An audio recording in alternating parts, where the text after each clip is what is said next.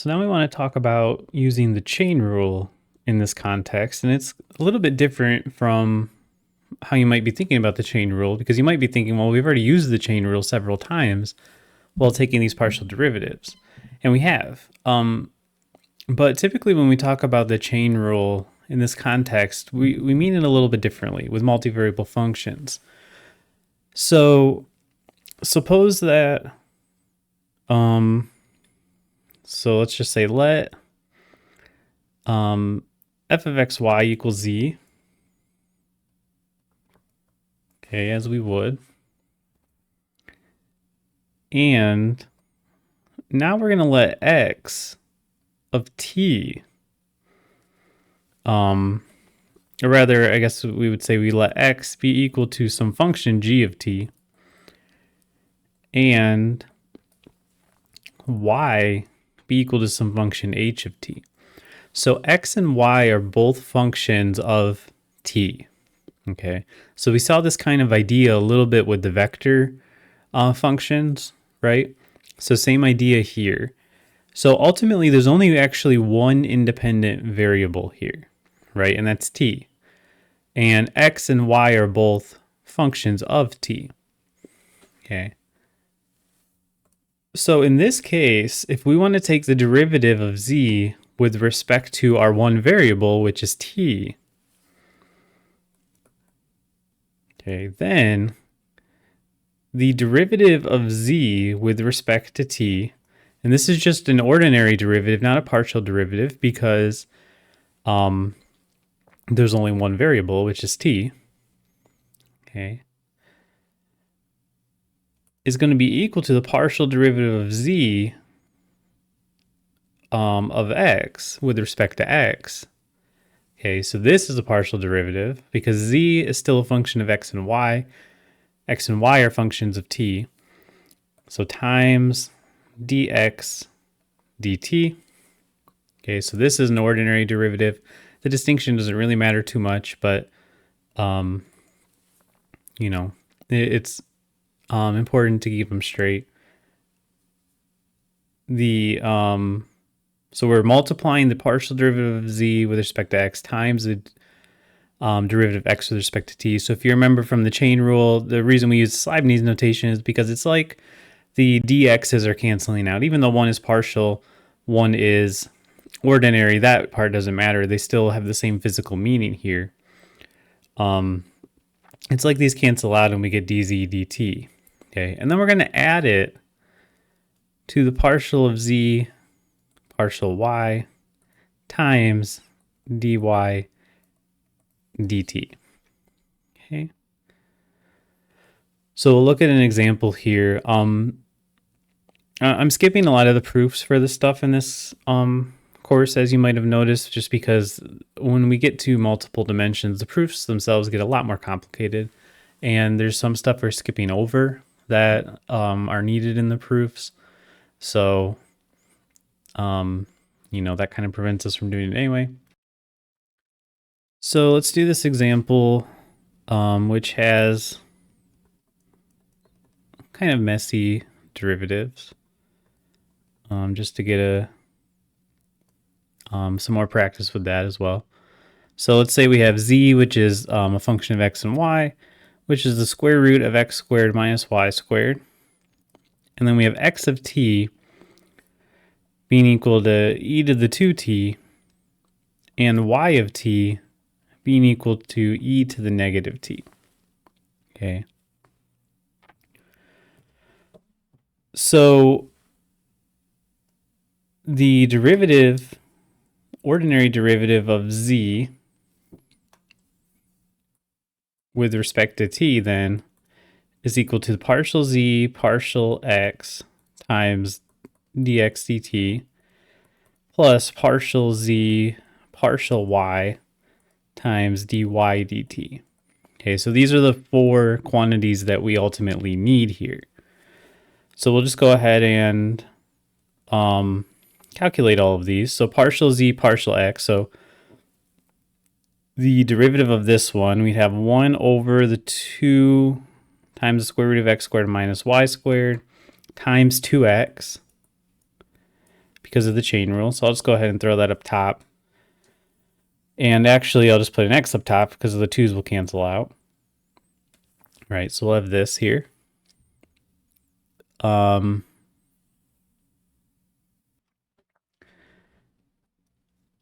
then dx dt, this one should be easy, right? Because it's not even a partial derivative. So just 2 e to the 2t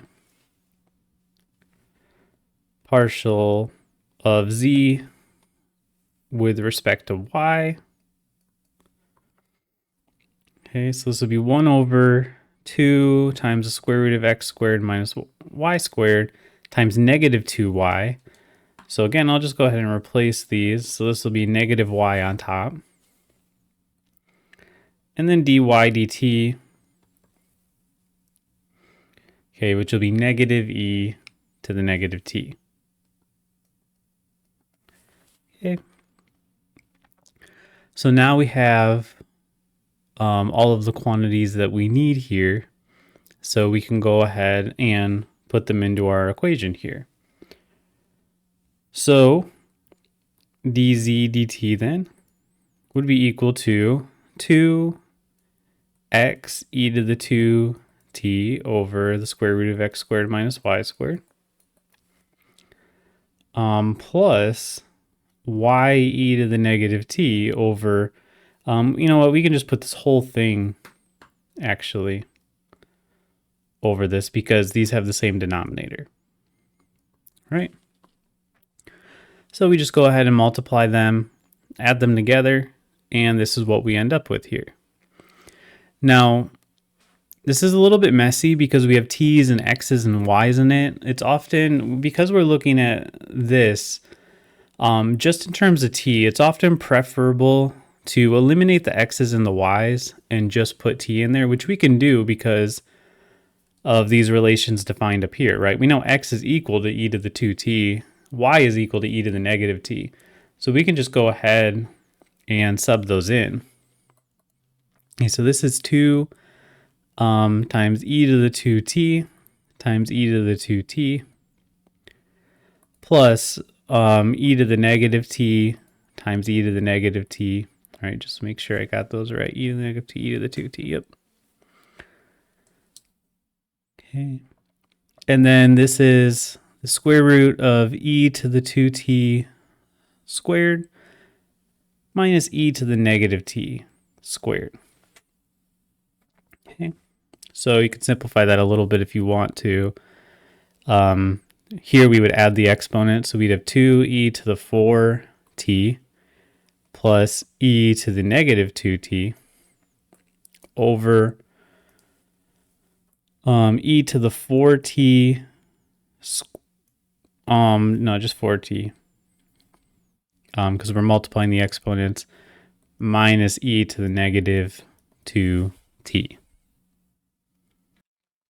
So one thing you might be thinking at this point, or maybe earlier even, is why, really go through this, because we have these values for x and y. So we could just sub them in right away and just take the derivative, right? So if we know that z is equal to the square root of x squared minus y squared, we can replace x with e to the 2t, we can replace y with e to the negative t, and then we could just take the derivative with respect to t, right away. We don't have to look at all these different derivatives, and that's exactly right.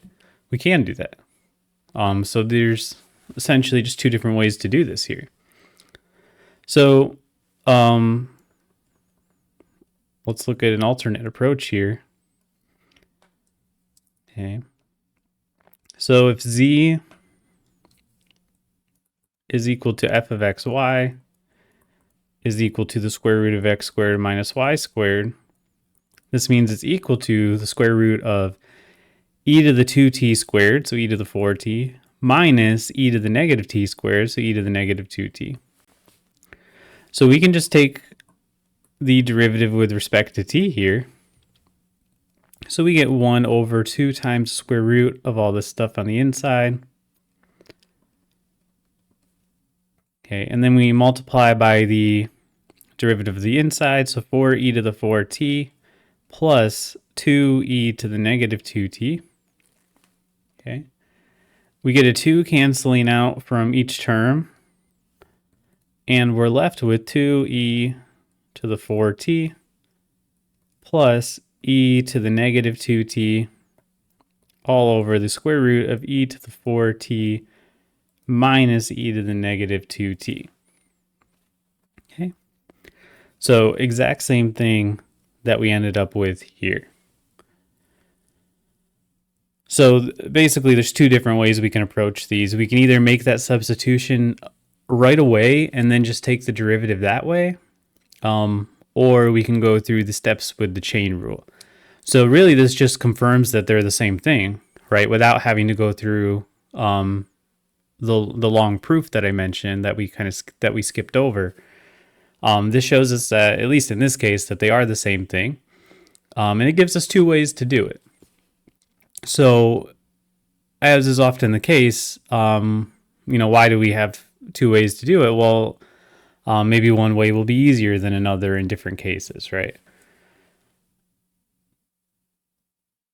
So let's look at now, what if we have two variables? What if we have two independent variables? So in this case, we only had one independent variable. But what if x and y themselves are both functions of two variables? Okay, so let's look at two variables. So again, let z be equal to f of xy, but this time we're going to let x be a function of two variables, which we'll call u and v, and y also be a function of two variables, u and v. Okay, so y is equal to h of u comma v. Then this will pretty much go exactly how the last one went, except for now we're looking at fully partial derivatives again. Okay, so then the partial derivative of z with respect to u is going to be the partial derivative of z with respect to x times the partial derivative of x with respect to u. Okay, so again, it's like these cancel out, and we're left with partial z, partial u. Yeah, that's all right. And then we're going to add the y part, which is partial z, partial u, times partial y, partial, this one should have been partial y, times partial y, partial u. Okay. And then again, if we want the partial z, partial v, then we have the same thing, but replacing the u's with v's. Okay. Partial y times partial y, partial v. Okay. And we can kind of extend this idea to 3 variables, 4 variables, etc. Okay. Both in terms of these functions. So like if we have f of x, y, z, well then you just will add on another one of these basically, right? Or if we have another variable for the x and y functions, then we have another derivative in that case. Okay. So again, we would kind of have two ways to do it, but as we add on more and more functions, it can start to get harder to do it that second way, where we make the substitution right away. Okay, so this is where we would start to see maybe more use from this chain rule here. So let's go ahead and do an example though. Okay, so we're going to have f of xy, which is z, is equal to 3x squared minus 2xy plus y squared. And then x is going to be equal to 3u plus 2v, and y is going to be equal to 4u minus v. Okay. So I'll just do it all in a row here. So first the partial z, partial u. Okay, so we need the partial of z with respect to x. Okay, so that's going to be 6x minus 2y times the partial of x with respect to u, so that's just going to be 3, plus the partial of z with respect to y now, so that's going to be negative 2x plus 2y times the partial of y with respect to u, which is going to be 4. Okay. So we could simplify this. So we have 18x minus 6y minus 8x plus 8y. So will be equal to 10x plus 2y. Okay.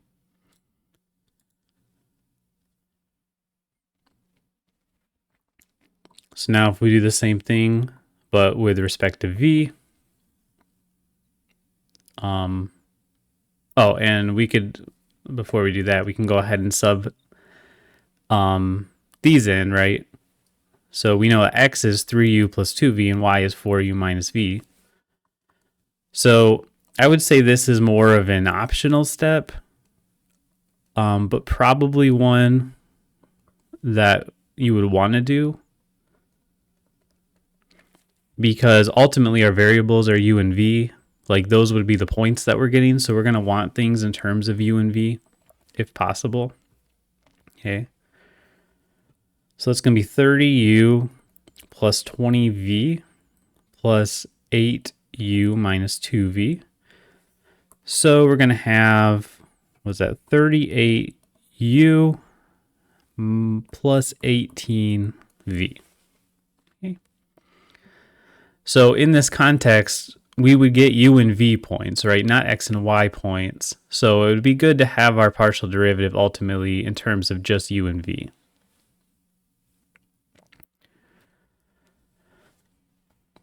Okay, and then doing the same thing with v, we're going to need the same things. So like this is going to be the same, right? We're still just going to take the partial of z with respect to x. And then we're going to multiply by the partial of x with respect to v. So in that case, it's going to be 2. And then this part will be the same. But then we're going to take the partial of y with respect to v. So that's just going to be a negative 1. Okay. So we're going to get 12x minus 4y plus 2x minus 2y. Okay. So again, go ahead and sub u and v back in here. So we get 3u plus 2v minus 4 times, well, I guess I could have simplified this first, right? So 14x minus 6y. So we'll make that a 14. And then minus 6 times 4u minus v. Okay. So we get 42u plus 28v minus 24u plus 6v. So 42 minus 24 is what, 18? And 26 plus, or 28 plus 6 is 34v. Okay, so 18u plus 34v then. Okay. And then another reason why it might be a good idea to get it into this u and v form is now if you want to take the second partial derivative, it's a lot easier, right? Like if you wanted to do partial of z squared partial v squared, now you have this nice function in terms of just u and v that you can just take the partial derivative of again. That's just going to be 34, right? So it saves you work as you take more derivatives possibly. So again, we could just go right back to the beginning, and we could replace the x's with 3u plus 2v's and the y's with 4u minus v's. And then we could just take the partial derivative with respect to u that way. So it's a little bit more work up front maybe, because you have to do the foiling and maybe like some simplifying. But ultimately probably isn't that much more work when you consider everything you have to do here. So, you know, basically it's up to you, whichever way you want to do it. You just want to be careful, making sure that you're following, you know, the steps in the right order, and getting these formulas right if you are using them.